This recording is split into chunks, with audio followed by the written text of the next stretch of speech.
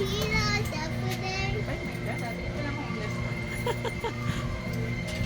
morning. Good morning. Good morning!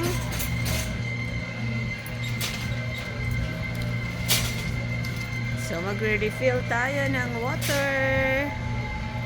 Ayan, dito. Magre-refill tayo ng tubig. This is how water refilling is done here. Ayan, lagay na tayo ng 5 gallons for $2.50. $2.50. So, that's how much? 100 plus, ne?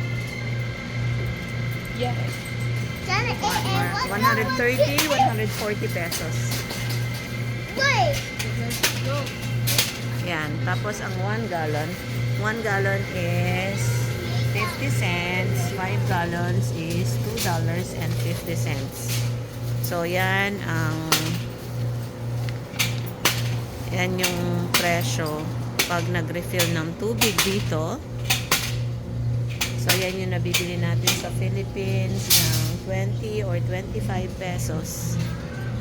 Here in San Diego, it's 50 cents for 1 gallon and $2.50 for 5 gallons.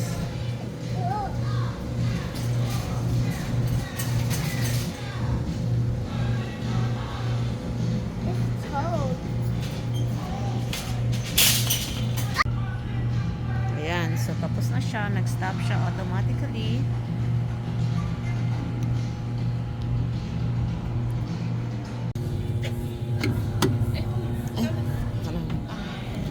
Kuya, balik it.